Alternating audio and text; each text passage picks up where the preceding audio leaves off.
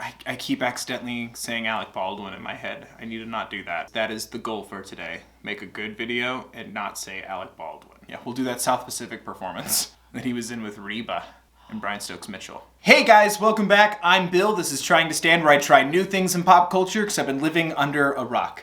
So this week I want to check out a new artist. This is an artist that's been requested a lot lately. I'm excited. I trust you guys still yet to steer me wrong. We took the most suggested songs from you guys in the comments section and compiled this playlist. So remember, when you're suggesting an artist, it's always helpful to throw in a song or two, because a lot of these comments were just Alec Benjamin, Alec Benjamin, Alec Benjamin. I'm like, okay. What though? But yeah, we're gonna be starting with Alec Benjamin's Boy in the Bubble. This is gonna be another time where I don't know anything about the artist, so it could be a fun bubble, you know? It could be about just blowing bubbles in the park. It could be a feel good. It could be sad. I don't know. I'm scared. You're nodding. Is this gonna be a sad day? It's fine. I gravitate to music that means something. Evidently so do you guys, so this is fine. This is what I asked for. This is what I need. We're starting with Alec Benjamin's Boy in the Bubble, the official.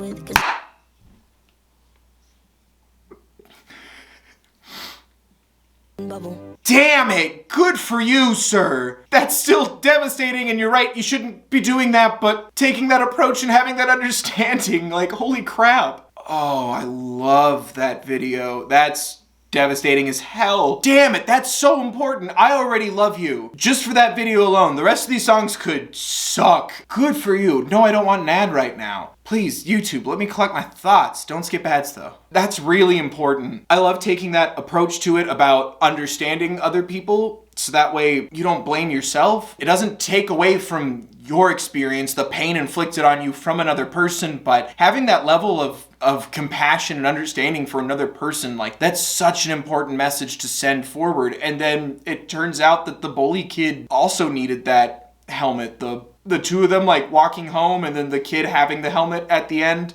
Like, damn it. Devastating. I'm not happy about it. I'm happy of how this is being illustrated. I'm happy that this message is being pushed forward. Like, damn it.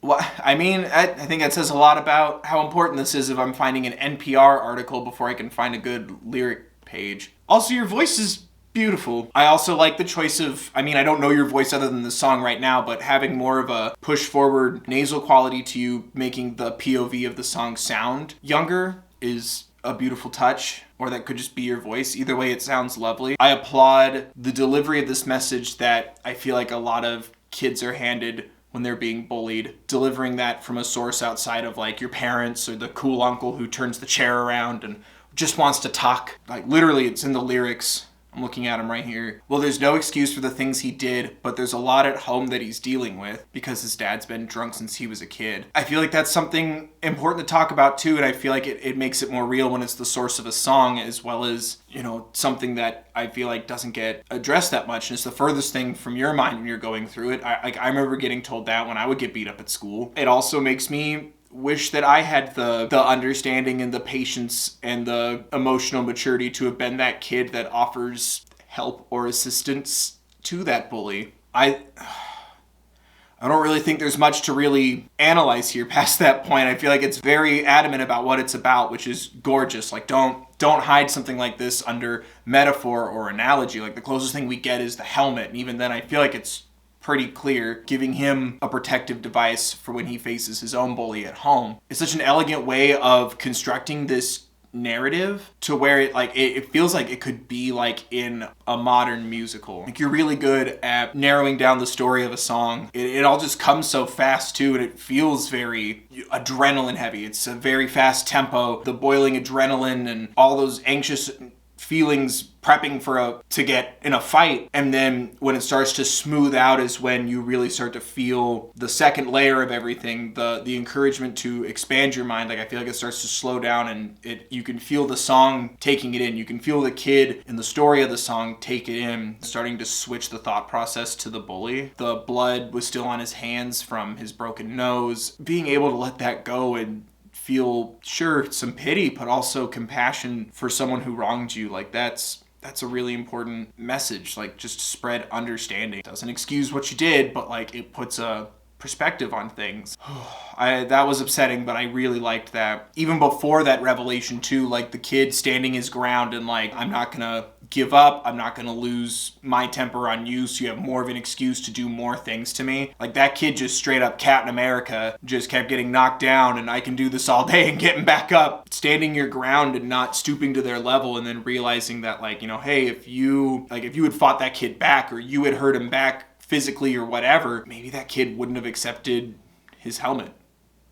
You know? Like I said, I already admire you just for that song alone. Next we have Must Have Been the Wind, another official music video. Ooh, this isn't that old too. The video premiered in August of 2019. I heard glass shatter on the wall in the apartment above mine. Damn it. But your voice is lovely, sir. It sounded like she'd been crying. Oh no. Wish I could tell you about the noise, but I didn't hear from. Hit those highs while you break my heart. She said it must have been the wind, must have been the wind. Oh, please, God, no. Didn't want to intrude because I knew that I didn't have all the facts. Valid. Very valid. Wish I could tell you about the noise, but I'm being tricked. Your voice is so lovely and soothing, but this is so concerning. Oh, I swear to God. promise I'm not playing tricks on you. Sir. You could stay here for an hour or two if you ever need a friend. Oh, sir, yes! Ah, why are the end cards showing up? It must have been the wind. Crap. Damn it. Okay, I need to double check by looking at the lyrics, but initial thoughts, amazing video. I love, damn it, his voice is gorgeous. Yes, it's about concern, but then also it's not about saving somebody else. It's just about being genuinely concerned, but like, okay, I believe you. Please know that I could be a resource if it isn't just the wind. But if you're saying it's the wind, I will also say it's the wind. And even in the video, holds that respect. Every time we cut to her, she's just dancing in her apartment. And that could just be what that noise is. Not wanting to jump to conclusions, not wanting to be a knight in shining armor, just being generally concerned and like, okay, maybe it's nothing, maybe it's nothing. I'd feel better if I checked. All right, you say it's nothing. I'm hearing it again. Maybe it's nothing, maybe it's nothing, maybe it's nothing. I would feel better if I checked one more time. Keeping that as a possibility, but not like overstepping, not pressuring someone to talking about it, just saying, hey, if you need to talk to someone about this stuff, like, just know that I'm here, and I hope that that person knows that, but like, you know, not wanting to do anything without knowing all the facts, and also wanting to respect someone else's situation. There's nothing wrong with wanting to help, staying a resource without assuming, and while respecting someone else and what they're going through or what their situation is or lack thereof. Damn it, dude. Like, your voice is so just calming, but like there's so much intensity behind it too, where it's like you can hear like in the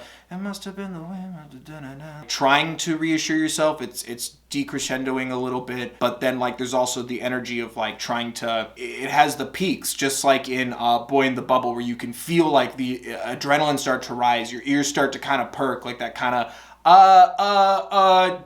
should I? And then like, okay, I trust you, but like, hey, I hope this person knows that like there is someone in the building you can talk to or stay with for a minute, if that is the situation. Not going too far or, you know, becoming your own negative presence in someone's life by insisting that you push through, and that like, it's like knight in shining armor syndrome or something. Expressing that there's a resource available should that person need it. I really appreciate taking that angle. Because, you know, either it is nothing, maybe there's a whole situation where help has already been accepted, understanding the boundary there. It made me really nervous too, but like I kept getting so subdued. Like I said, I felt like I was being tricked. I'm like, why am I still relaxed? But then the logic in my brain is like, where's this M. Night Shyamalan twist? When's the other shoe gonna drop? But then it's also leaving you on that uncertainty, but still that calming feeling of just like, well, I mean, you did everything you could, and it's like sometimes that just has to be enough. You can't force someone to either A, have a situation to be helped from, but you also can't force someone to accept help, and having to understand that boundary. That's reality sometimes. And yeah, it would be different if it was like playing out right in front of you, you had more information. If you really want to be a resource, you can't violate that trust and that boundary with somebody. That's what keeps you as a resource, as opposed to someone butting in and stepping in and being another person in a different way,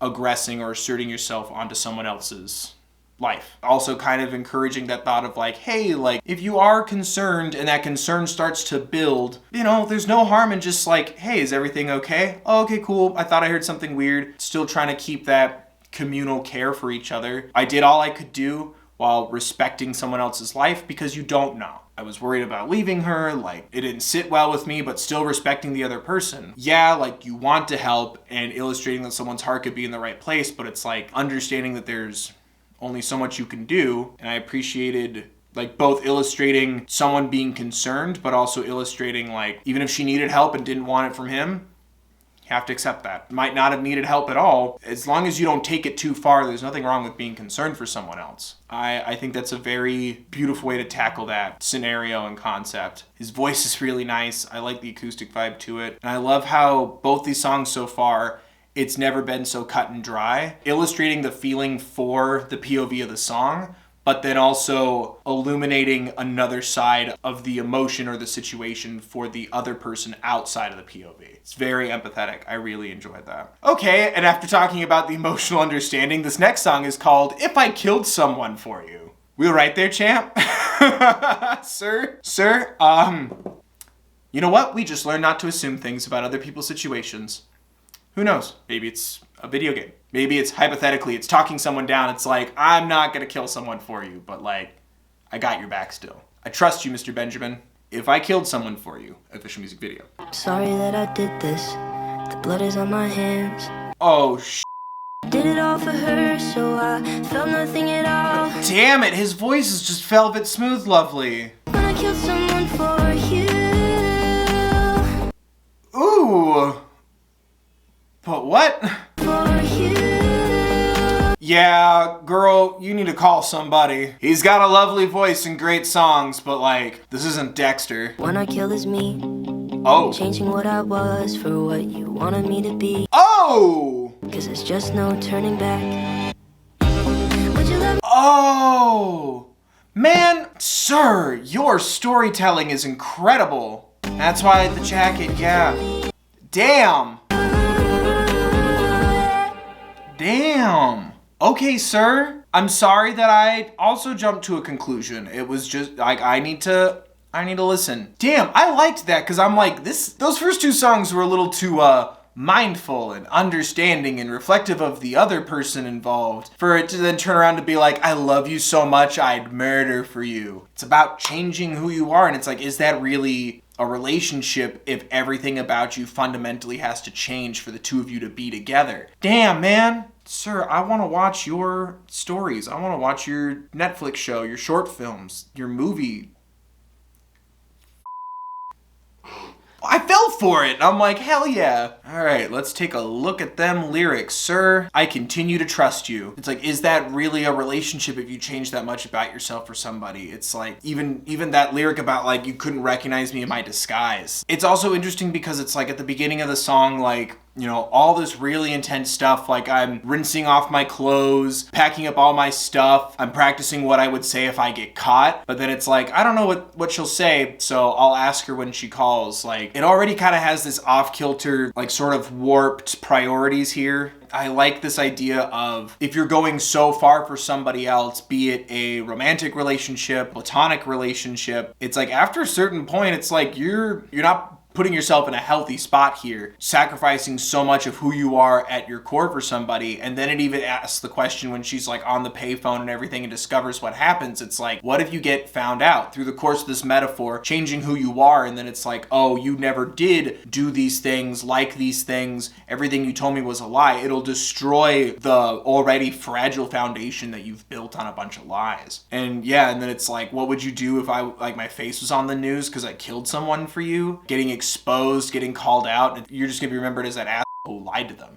you know? And it could also affect other relationships as well, and like it's on the news, like word could get around that, you know, you're fake, you're a disingenuous person. Say it's not even so direct as, oh, the person found out. Say other people don't like this new person that you've warped yourself into, so it's costing you other friendships or another relationship, or how other people see you because now you're being so disingenuous. Would this person stick with you if other people left? Yeah. Would you hold my hand? They're the same ones that I used when I killed someone. Yeah. Would it even, like, rhetorically almost, like, would you love me more? Like, would you care about me more knowing that I did all this specifically to be in your favor? And it's kind of that like desperate, clingy kind of feeling where it's like, probably not. You know, would you really be willing to sacrifice so much for somebody? You know, you're kind of putting all your eggs in that basket. You're putting all your chips out there. And it's like, if this blows up in your face, if this fails, even if this person never finds out that you lied and you just grow apart, whatever ends it organically, now you're left with less and you've like stepped away from who you are. So you as a person also ceased to progress and grow. And what else could it have cost you? Damn, like he has this weird folk, almost rap-like quality to him, but not quite. It's a very unique sounding feeling, but I love how it has this like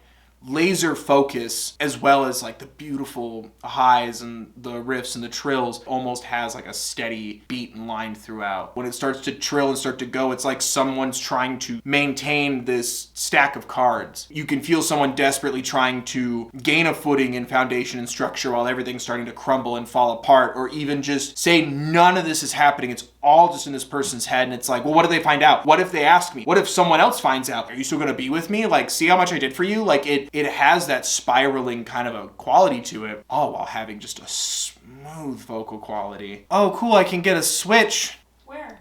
I can't tell you where, unless they sponsor me. Fair enough. Next we have Mind is a Prison, the official music video. That song title makes me excited, like, I'm sorry. If nothing else, the stories of these songs are such a treat. What? You can't drown, I just met you. Sometimes I think too much, yeah. Oh, damn. Tired of my linen with 5 strips of ribbon. Woo, sir. I'm never gonna get out. Alone with my thoughts again. Oh, sir. I won't give up on hope. Secure another rope. Whoa. Sorry, rope has me concerned. Sir, I'm so sorry. Your voice is so calming, like while you're giving me really upsetting information and insight. I'm sorry. It's so matter of fact and collected. Like, I don't feel like the snap. You just feel so matter of fact and resigned to this thought, but like also not giving up hope. Like, you're not actually resigned to it. It's, oh my God. It made me nervous because like calling your mind a prison and then saying that you tied all your linen together, like every time I'm like, and then rope, not letting go of hope. Like I couldn't tell which direction we were going in here, but I think that's it, is that I think it's about being so disoriented, having all these different thoughts like overwhelming you and just wanting to escape, because it was all about not giving up hope, about finding clarity, about finding an organization between like when it gets too much and a way to detach a little while and relax, reset, take a minute and breathe. Saying you're stuck in a prison, tying up all your linens, and it wasn't about like contemplating ending it. It was like trying to use it literally as an escape to rappel off the building and like go onto the roof or go outside, like trying to escape this prison that you've built your mind around. Illustrates how different you and I are, that I instantly went to, oh no, rope, and you went, oh man, this rope will help me escape in a literal sense and not in the upsetting one. It feels so exhausted, especially the visualization of him just sitting there in the fish tank waiting for the water to fill up. It's like it's happened so many times now that he's almost not welcoming of it, but anticipating it. Just this cycle, like, here we go again. This time I'm gonna try something else. But yeah, it's just about like not giving up, but also just wanting to express it. And it even feels like even just getting it out there, like this is one of the avenues that he's taking to try to overcome this, if that makes sense. Like, it's like someone saying out loud, like, this is how it feels, this is what it's like. Confession's a negative word, I feel like, but it feels like just confessing all this stuff just to get it out of your system. Like, this is one of the ways he's trying to escape the prison. Like, you know, literally the words coming out of his mouth, the words, the expressions leaving the prison, trying different methods to get out of here. It just feels like this is one of them. Get it out on paper, or in this case, getting it out in a song, illustrating it through the visual means of it too. Like, it's a very expressive, orchestrated piece, in a way sort of tipping the cap to, this is one way that I get out of my head, or try to get out of my head, is by getting my thoughts out on paper, performing it, producing a track. What essentially art and music and performance pieces are about. Like just expression, getting it out of your system, getting it out of your body, getting it out there for the world. That's what I'm kind of getting here, is maybe this sort of illustrates why he is an artist and why he is a songwriter. If I can't get myself out of my head mentally talking about your mind being a prison, it's like, well, maybe I can escape sending the message out. Does that make sense? I really liked that, wanting to escape through other means from consuming or creating art. I think that's amazing. Very upsetting. I hope you're okay. Man, like, especially right now. Like, that's gonna be on my playlist for a while. And we're gonna be closing out the night with the official lyric video, blah, blah, blah. And we're gonna be closing out the night with the official lyric video for 6 Feet Apart. This came out 2 days ago as of this recording. So if this is dropping next week, this came out about a week and a half ago. I think I know what this is about. And I just want to say before I listen to it, thanks, man. A lot of artists are doing a lot of things right now to support us. And I think it's also awesome to, kind of like we already talked about, like illustrating these feelings and these things. Unless this turns out this is for that movie about the two people that are like Fault in Our Stars dying but can't be together. Which, no, that was like a year ago. And that was 5 Feet Apart. I'm stupid. You know what I'm talking about. It was like that really sad movie where it's like, you gotta stay this broom length away from me. Wouldn't know because someone didn't take me. No, because I didn't want to see it and get sad. I cry enough on the internet. It was 5 Feet Apart, my bad. This is 6 Feet Apart, the sequel. Oh, God. Anyway, 6 Feet Apart. Relatively close to breaking down. Me. I feel so alone. Oh, sir. So far. Ooh. Ooh. Space and time are interwoven. Well, at least that's. Damn it. I was doing really good. So I think I'll build a time machine and. Oh. 6 feet apart. Damn it, dude. Ugh. My hands are so sweaty. Holy crap. It feels at 6 feet. That's really sweet. Obviously going to be a little harder considering what we're experiencing is what is that song right now. That's not even a sentence. It's going to be a little harder to take in a song like that when we're still kind of going through the situation right now. Kind of like what I was saying earlier too. It's like just expressing yourself, letting yourself feel it. You know, it is hard. And I love the drawing too of like the two people with the cans on a string. It was just a very open and honest and calm, matter-of-fact way of just articulating all of this. Obviously reminds me of how much I miss my friends, my family. Like he said, the elements, just being outside. God, for someone who wrote a song, My Mind is a Prison, I can only imagine how much this sucks. But like having such a soft response to it, it just feels like it's a lot of care put into it. You know, like the song isn't meant to upset you. It's just meant to be like, hey, like I'm going through this too. You're not alone. I'm not alone. You can't ignore what's going on. Helping yourself get through it by addressing it, helping other people get through it by addressing it, like that communal, we're all separated but in this feeling together. All these analogies are so uplifting where it's like looking at a star and just wishing you could touch it. Missing the little things in life, you know, still appreciating having things to miss. It's also still, these are things you care about, so you're not going to break that 6 feet apart because the people you care about need to stay healthy and you need to stay healthy. That's hard to do, and I think it kind of lightly touches on that sacrifice that has to be made right now and the mindfulness therein. I wish I could build a time machine and go back to when we don't need to measure 6 feet on the ground, but that's not allowed. I can't do that. Like just the reality of both wanting to throw a childish solution or response impulsively to something, but then also reeling it back with the reality of like, but we can't. And I think just expressing both of those, it's, you know, very relatable for other people, illustrates like, you know, this is the solution. 6 feet apart is the answer right now. We are doing what we can by just staying 6 feet apart. Yes, it sucks. No one's saying it doesn't suck. He's not saying it doesn't suck, but it's like, this is what we have to do. There's no cutting corners or cheating the system or working around it. This is what we have to do right now. It's more than just being 6 feet apart from people. It's being 6 feet apart from everything. Like you just, sometimes I don't even know what day it is. Like sometimes you just feel so disconnected from everything. And I think it's really important to address that so that way when you do start to have those weaker moments or those harder days, like reminder that other people are going through this too, and like we've got this. Like we all need to stick to this, and showing that support both in how you're feeling but also the solution. I think that's a beautiful way to go about all this and to handle it. And damn it, dude, like your voice, I could just listen to your voice and take a couple minutes to just not feel like I'm inside. Like I felt like I was in a park or in a field and just It feels like sunshine. I say it a lot on this channel, but it's such a horrible skill to have where you being upset makes it sound so lovely. Like you sing upsetting things in such a lovely way that it feels less upsetting to me. And I don't want that to ever sound insensitive, but it's a skill that I think is beautiful, you know, being able to comfort people through your pain, through your sadness. I think that's kind of what this is about too. It's like just sending that out there to the universe so people don't feel isolated in these thoughts and these feelings and experiences. Like, it isn't fair, it isn't easy, it isn't fun, but we gotta do it. I really like that song. Dude, I love his voice. I love his attention to detail. I love his storytelling. I love these characters and these worlds and these expressive layered feelings that we get. I love that there's always another angle to things. There's always another element to the emotions, to everything going on. Rich and lush and complicated and interesting. Damn it, it just all sounds so lovely. Oh. I really needed something relaxing as well as upsetting this week. That really helped me out a lot. Especially just with everything going on, just to have that steady, calm voice next to you singing lovely, upsetting things.